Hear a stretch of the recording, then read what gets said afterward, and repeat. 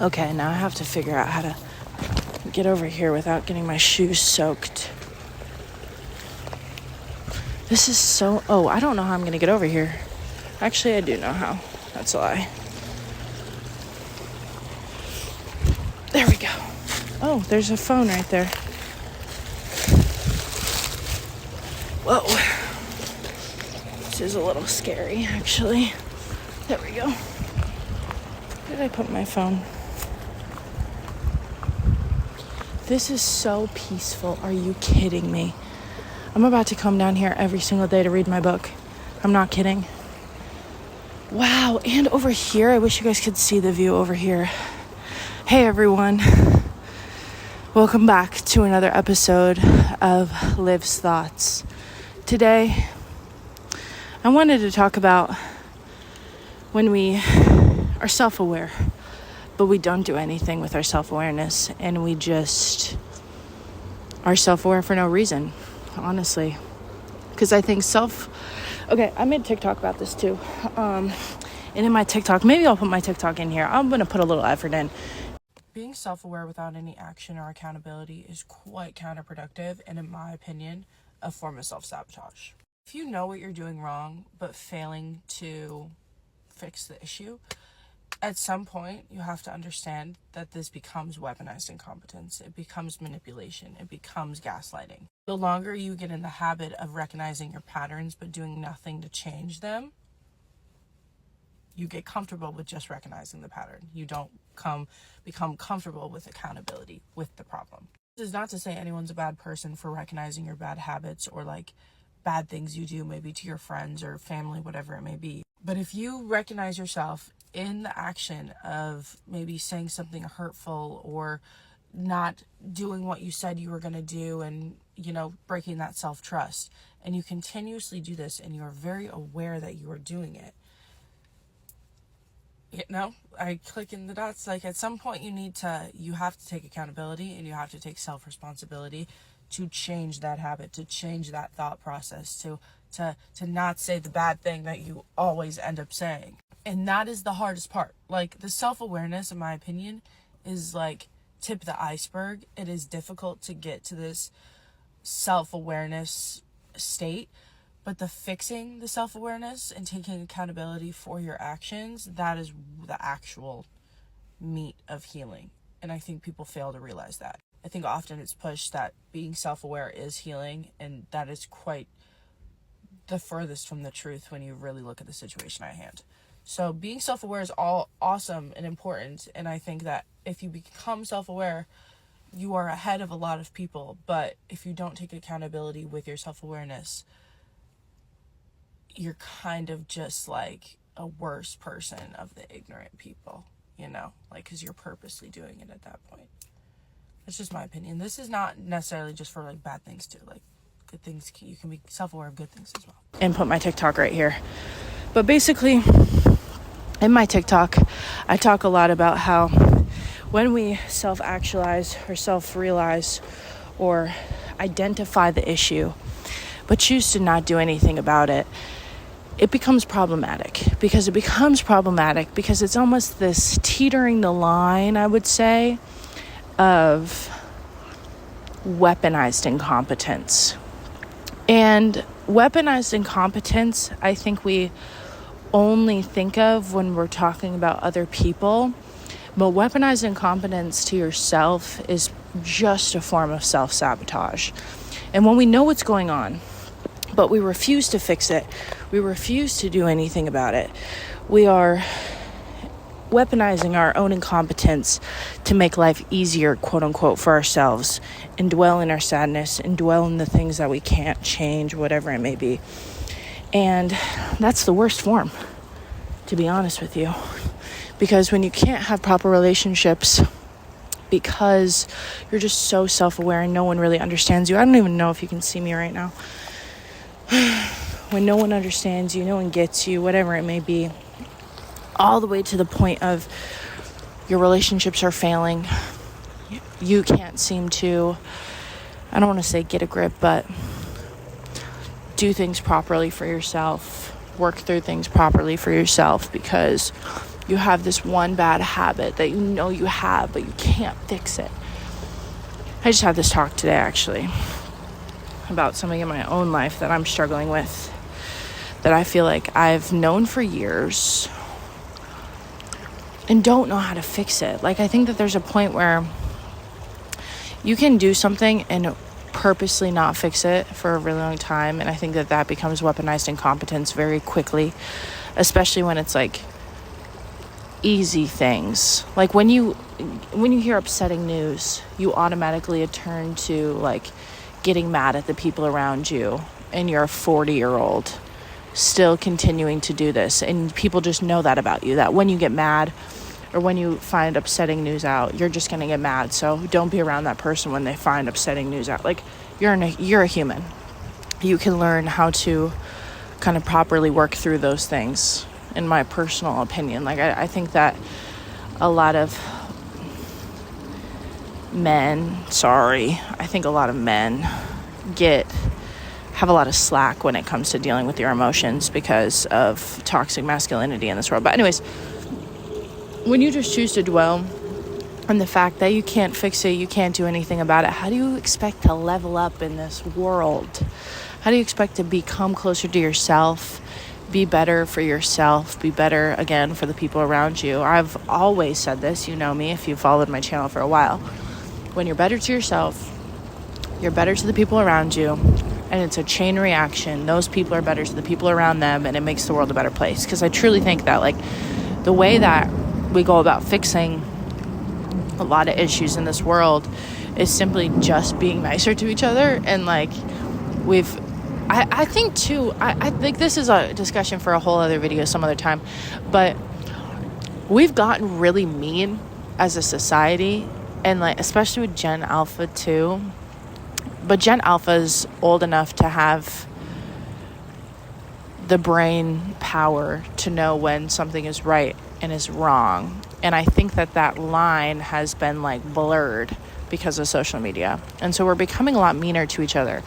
And like, especially with PC woke culture, even though I am a wokey myself, but like with culture that is hyper fixated on pointing you out when you are wrong, people just stopped caring when they're wrong because something's always going to be an issue.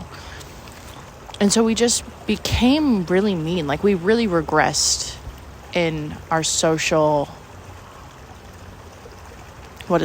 etiquette.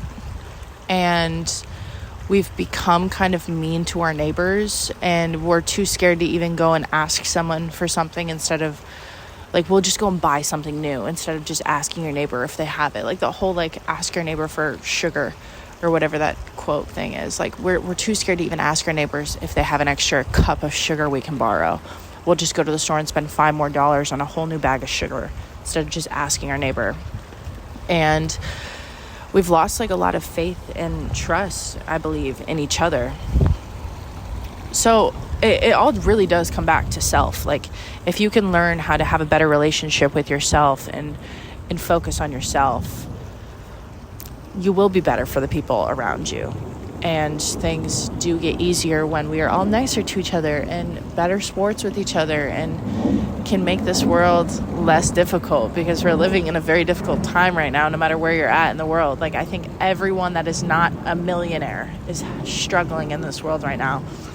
And just because someone's struggling less than you doesn't make their struggle any less real. And so, I don't know.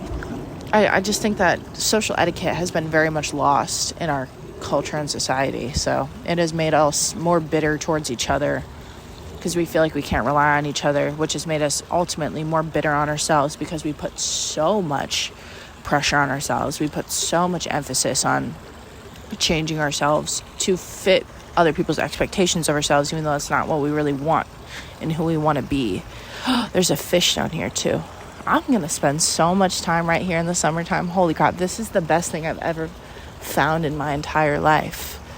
I'm so thankful I came down here today to film this video, because I was going to go to the park near my house, but this suffices plenty, and even more so, I think, because there's no one around here either.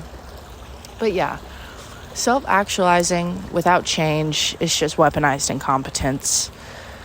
And the quicker you are to realize that, I think the better your life will be, because you can stop self-sabotaging. You can stop ruining your relationships with other people. And just because you don't know how to fix something doesn't mean you can continue to act that way. Like, not saying that every time this year comes around you get really depressed, whatever. Okay, let's think about it. What are we doing during this time of year? A lot of us are sitting inside, spending a lot more time inside because it's cold outside, or whatever it may be, wherever you live. It's raining, whatever. We need to find new ways to divert our attention besides going outside. So finding new hobbies, being around different people, like trying new things, whatever it may be for you. If you need to do stuff that doesn't cost money, like finding ways to go to the library, like find new hobbies for yourself during this time of year. Everything is changeable, and I don't want to say fixable, because I don't think things that necessarily need to be fixed, but life is changeable. There's things that are changeable, and you are in control of your life. I don't know what else I had to talk about. I kind of just want to talk now.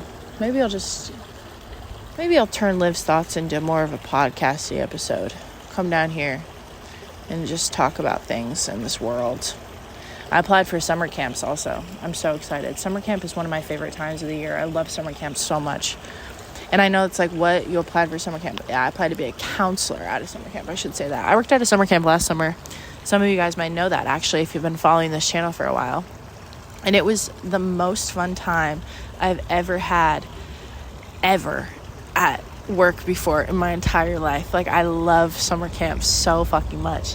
And I love working with kids. I love being around kids. The new generation of kids is a little bit scary, but when you humanize them a little bit more and spend more time around them, it makes them less scary. And the reason I'm saying kids are scary, it's like teens are scary. Teens are like very grown up, and I feel like I'm like competing with them, like not actually competing with them, but like I feel like they are in competition to be grown. And so it makes you feel like you're at this weird competition with children, and it's very strange. Like, that's how I felt last year with a few girls that were in my group, especially for some field trips. Oh my gosh, I remember this one field trip we went on. These two girls, oh my gosh, she was talking about how like the chia seed water, like how that would make her skinny and whatever. And they're literally 13 years old, wearing full makeup. They are dressed to the nines at camp. I'm like, what are you doing? We are at summer camp. Oh my God, people are going to see me here. This is so embarrassing. Like, we're on a field trip at the Grove. I'm like, girl, we're at a field trip. What do you expect? People to not see you? Like, of course people are going to be witnessing you walking around a very public area at a very public hour. It was just so funny. And then they were in my group for a later trip to the water park, and that was just a disaster. Not actually. I let them have fun and do their thing. They're 13. I gave them my number because we were like, they wanted to go off and do their own thing. And because these two girls were 13, I was like, I'll take the rest of the girls because it makes our number even now. You guys can go do your own thing. Because one of them was not going to go in the water because she had a date after. So she didn't want to ruin her hair. I said, why did you schedule a date after your water park trip visit? What on earth? That's insane. And then I found out one of them was following me on TikTok after the fact. So that was a little strange. That's okay. Yeah, but summer camp was just so fun last year. So I'm really hoping that job does work out. I will work at a summer camp this summer again. It's just pure joy, man. Like, being around kids is such a refreshing, like, it reminds you that life is not as important as you think it is, because, I mean, it is important, but you realize that, like, it allows you to take a step back and not take things so seriously, and, like, enjoy life more, and, like, let your child out, like, your inner child. That's another video I want to make about inner child. I feel like over the past 3 years, I've allowed myself to let my own inner child out quite a bit. And I've become a very different person since I've been able to, like, step back from taking life so seriously all the freaking time. I've chilled out. I think I've helped my mental disorder a lot. Like, I think I'm in full-blown remission from my BPD now. I have had episodes, and I do notice it now that I notice when I'm not, like, I don't have a stable routine in my day-to-day life. Things tend to get a little bit more chaotic with my BPD, like my impulsivity, all that sort of stuff. But I do really enjoy not going through episodes as heavy as I used to. Like, I used to go through episodes like once, twice a month, 3 times a month, 4 times a month even. I had 1 month where it was like the entire month was an episode. I was just talking about that with my friend. There was one time where I spent $2,500 on shit I didn't need because I was in an episode. That was really bad. And now I'm in credit card debt and have a really, really, really bad credit score because it was on an Apple card. Never get an Apple card. That's another piece of advice. Don't get an Apple credit card. They're the stupidest fucking credit cards out there. I had a really great credit score before my Apple credit card, and my Apple credit card came through, fucked it all up. So shout out to the Apple credit card. All right, I'm rambling about stuff that doesn't matter at this point. I will talk to you guys later. I think I'm going to sit down here and read for a little bit. I'm so happy I found this area. And there's like a nook back here, a tree I can very easily climb, I see. So I'm really excited. All right. Well, peace, love, and happiness. Please subscribe. I will talk to you guys later. And yeah, bye.